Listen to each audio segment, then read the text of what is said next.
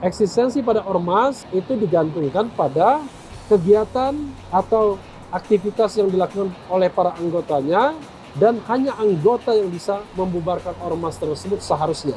Dan tentu saja putusan pengadilan, karena negara kita negara hukum. Tapi rupanya undang-undang memberikan kewenangan juga langsung kepada pemerintah tanpa due process of law.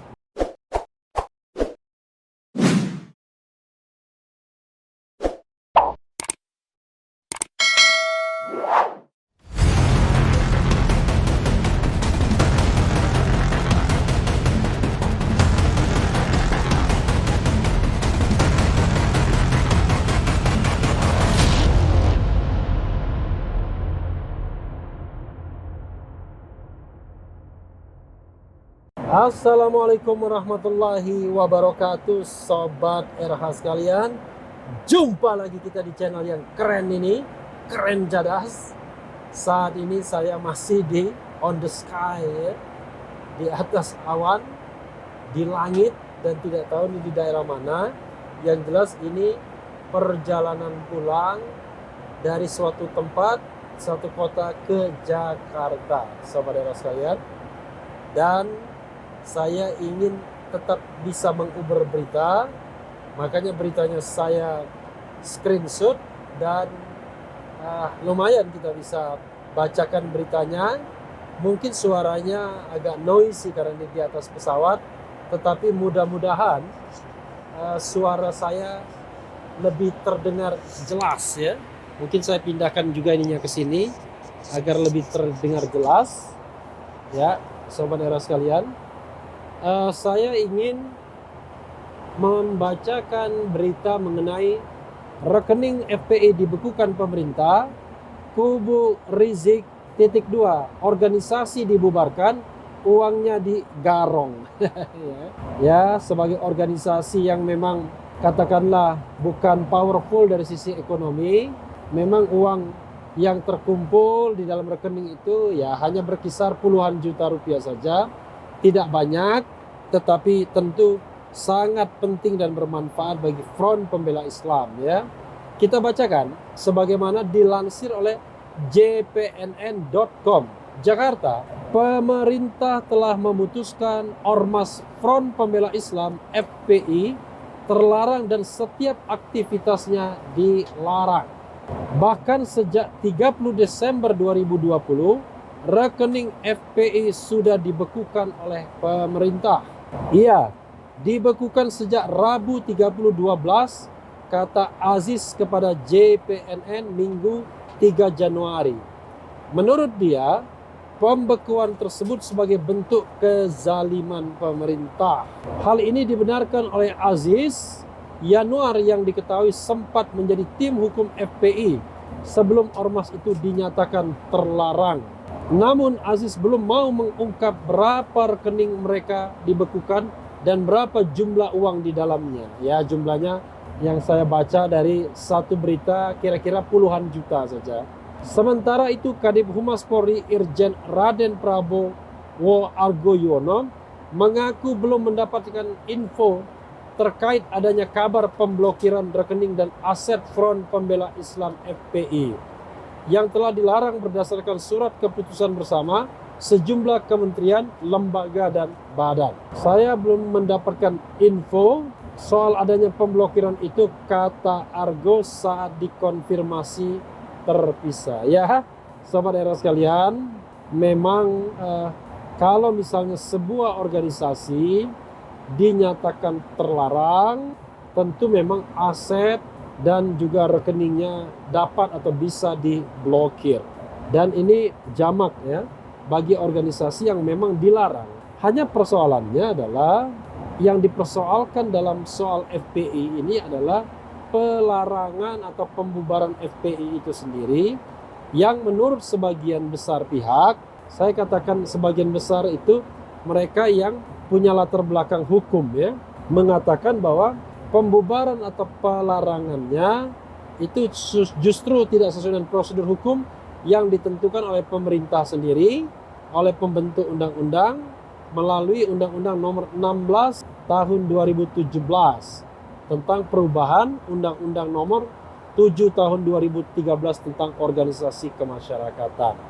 Karena undang-undang itu mengatakan untuk membubarkan ormas itu, maka terlebih dulu harus diberikan peringatan terhadap kegiatan atau perilaku atau apapun yang dianggap atau dinilai bertentangan dengan peraturan perundang-undangan. Dalam hal ini yang paling relevan adalah Undang-Undang 7 2013 sebagaimana telah diubah dengan Undang-Undang 16 tahun 2017. Jadi saya ulangi, Undang-Undang 17 2013 yang diubah dengan Undang-Undang 16 2017 yang di situ ya katakanlah ada larangan-larangan bagi sebuah ormas dalam hal melakukan kegiatan, termasuk juga hal-hal yang sifatnya lebih ideologis. Jadi tidak hanya soal program dan kegiatan, tapi juga azas, dasar dan lain sebagainya yang itu tentu tidak boleh bertentangan dengan Pancasila dan Undang-Undang Dasar 1945. Kalau itu ditemukan, ya saya sudah singgung ini dalam video yang lain, pemerintah atau penguasa wajib memperingatkan terlebih dulu. Dalam jangka waktu 7 hari tidak diperingatkan, maka penguasa atau pemerintah dapat mengeluarkan perintah, keputusan untuk menghentikan kegiatan ormas yang dimaksud.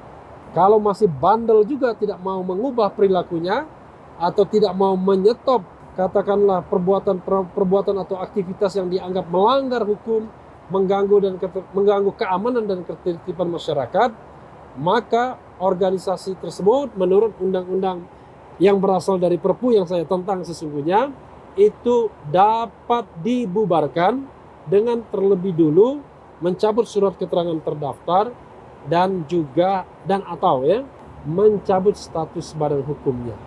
Soalnya adalah FPI ketika dinyatakan dibubarkan atau dilarang itu tidak memiliki status badan hukum dan juga belum memiliki SKT lagi setelah SKT-nya berakhir, surat keterangan terdaftar. Tapi jangan lupa Sobat Era sekalian, eksistensi sebuah ormas tidak digantungkan pada SKT. Eksistensi pada ormas itu digantungkan pada kegiatan atau aktivitas yang dilakukan oleh para anggotanya dan hanya anggota yang bisa membubarkan ormas tersebut seharusnya. Dan tentu saja putusan pengadilan karena negara kita negara hukum. Tapi rupanya undang-undang memberikan kewenangan juga langsung kepada pemerintah tanpa due process of law. Oke? Kita anggap saja kita terima apa yang sudah diberikan oleh Undang-Undang Nomor 16 2017 tersebut yang sebelumnya berasal dari Perpu Ormas. Tapi sekali lagi prosedur harus dipatuhi harusnya. Nah, Sobat Era sekalian, sayangnya Front Pembela Islam sudah menentukan mereka tidak akan mengajukan gugatan ke Petun. Padahal menurut saya kalau hakimnya lurus, kalau hakimnya betul-betul berpihak pada hati nurani dan hukum, seharusnya gugatan itu bisa dikabulkan karena nyata-nyata pembubaran atau pelarangan FPI bertentangan dengan peraturan perundang-undangan atau dengan undang-undang dan tentu saja dengan namanya asas-asas umum pemerintahan yang baik, good governance dan clean government. Tapi karena tidak mengajukan, maka memang barangkali sulit nanti bagi FPI untuk bisa membuka blokir atas rekeningnya. Pastilah yang bisa memblokir itu adalah otoritas atas permintaan penegak hukum, atas permintaan negara. Tetapi sebenarnya harusnya atas permintaan penegak hukum karena dianggap organisasi ini terlibat dalam kejahatan sehingga dilarang. Soalnya Sobat Era sekalian, sekali lagi banyak pihak yang mengatakan bahwa pelarangan dan pembubaran FPI ini tidak adil. Sehingga wajar kalau mereka kesal. Sudah organisasinya dibubarkan, uang yang tidak seberapa dirampok pula dalam tanda kutip digarung pula dalam tanda kutip. Karena itu menurut saya Sobat Era sekalian, kan pemerintah membolehkan Front Persatuan Islam. Dan yang paling penting adalah ada kesadaran untuk taat pada hukum dan perundang-undangan. Tidak misalnya melakukan aktivitas atau kegiatan yang melanggar ketertiban umum, melanggar keamanan dan juga melanggar hukum. Jadi ada baiknya uang yang tidak seberapa itu diberikan kepada Front Persatuan Islam. Toh mereka adalah bagian dari anak bangsa yang sesungguhnya sangat bisa digunakan potensinya asal pemerintah atau penguasa mampu merangkul mereka, bukan bermaksud memukul mereka. Pemerintah atau penguasa memiliki kemampuan untuk berkomunikasi kepada mereka, bukan malah menjauhi mereka. Ya, sobat era sekalian, ini belum ada presidennya karena FPI ini in between. Bukan organisasi semacam PKI, ketika dibubarkan semua orang bertepuk tangan. Untuk FPI ini masyarakat divided, terbelah. Ada yang pro dan ada yang kontra. Yang pro biasanya yang dekat dengan kekuasaan, yang merupakan pendukung Presiden Jokowi. Yang kontra biasanya mereka yang, ya katakanlah yang kritis, mohon maaf ya, yang biasanya juga kritis terhadap pemerintahan Jokowi, yang sering disebut so-called oposisi. Padahal tidak semua orang yang kritis itu beroposisi, karena ada yang menyampaikan pandangan-pandangan akademik, seperti channel ini misalnya. Sobat era sekalian, mudah-mudahan sekadar rekening itu bisa dikembalikan kepada Front Persatuan Islam yang tidak lain merupakan organisasi yang ya lanjutan dari Front Pembela Islam. Masih on the sky, yang penting tetap di channel ini, karena di channel ini Anda akan dirayu, ditipu, dibaperin, dicecar, diuber pula di jalur khusus. Karena channel ini adalah channel yang mengancam, memeras dan membenci. Jangan lupa subscribe, like, comment, and share. Cheers.